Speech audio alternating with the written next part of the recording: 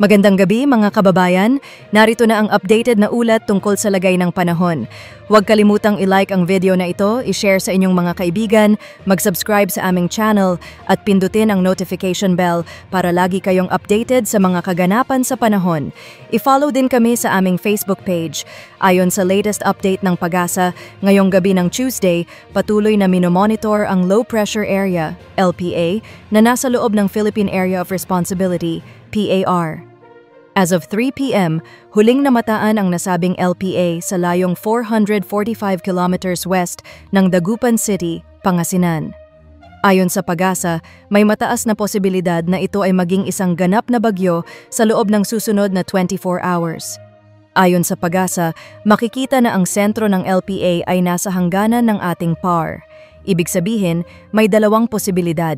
Una, maaaring mabuo ito bilang bagyo habang nasa loob pa ng PAR, o pangalawa, maaari itong lumabas muna ng boundary bago tuluyang maging bagyo. Gayunpaman, saan man ito mabuo, inaasahan na wala itong direktang epekto sa anumang bahagi ng ating bansa. Ngunit ngayong araw, asahan pa rin ang mga pag-ulan dulot ng southwest monsoon o habagat. Base sa satellite imagery, may mga kaulapang nakaapekto sa western sections ng Luzon. Sa mga lalawigan ng Zambales, Bataan, Occidental Mindoro at Palawan, mararanasan pa rin ang mga pag-ulan na dala ng habagat. Para naman sa nalalabing bahagi ng Luzon, gayon din sa Visayas at Mindanao, ngayong gabi ay mataas ang posibilidad ng scattered rains and thunderstorms, ngunit pagdating ng umaga ay inaasahang magiging mas maaliwalas ang panahon. Pinaalalahanan pa rin ang lahat na manatiling nakamonitor sa mga weather update. Bukas, inaasahan pa rin ang epekto ng habagat sa western section ng Luzon, particular sa Zambales, Bataan at Occidental Mindoro, kung saan posibleng maranasan ang scattered rains and thunderstorms. Sa nalalabing bahagi ng Luzon, inaasahan ang improving weather conditions, ngunit may posibilidad pa rin ng thunderstorms sa hapon at gabi. Temperature forecast sa Luzon?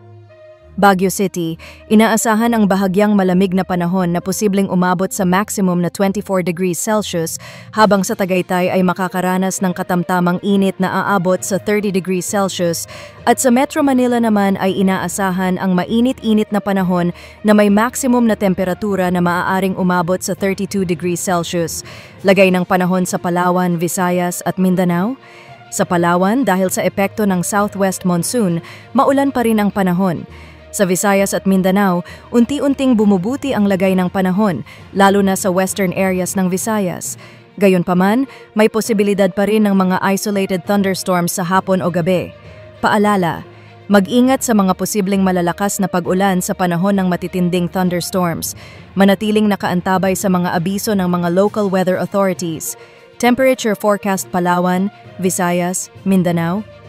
Puerto Princesa, inaasahan ang bahagyang mainit na panahon na posibleng umabot sa maximum na 30 degrees Celsius, gayon din sa Metro Cebu kung saan makakaranas din ng katulad na init. Samantala, sa Metro Davao ay inaasahan ang mas mainit na panahon na maaaring umabot sa 32 degrees Celsius. Ang kalagayan ng karagatan? Wala pang gill warning na nakataas sa alinmang bahagi ng bansa. Malaya pa ring makakapaglayag ang ating mga kababayan. Gayunpaman, maging maingat pa rin sa mga planong paglalayag dahil sa posibleng offshore thunderstorms na maaaring magdala ng biglaang bugso ng hangin at malalakas na alon. Sa 3-day weather outlook Thursday hanggang weekend, sa Luzon, inaasahan ang improving weather conditions dahil sa unti-unting paglayo ng LPA o posibleng bagyo. Habang humihina ang epekto ng habagat, ang mga lungsod gaya ng Metro Manila, Baguio City at Legazpi City ay makakaranas ng partly cloudy to cloudy skies na may mga panandali ang pag-ulan sa hapon o gabi. Sa Visayas, inaasahan ang mainit na panahon sa tanghali, ngunit may posibilidad ng isolated thunderstorms sa hapon o gabi. Sa Mindanao, inaasahan din ang mainit na panahon mula Thursday hanggang Saturday na may posibilidad din ng scattered thunderstorms sa hapon o gabi. Iyan ang ating pinakahuling update sa lagay ng panahon. Para sa karagdagang balita at real-time alerts, huwag kalimutang i-like, i-share, mag-subscribe at pindutin ang notification bell para laging updated. Ingat po tayong lahat at manatiling handa anumang panahon.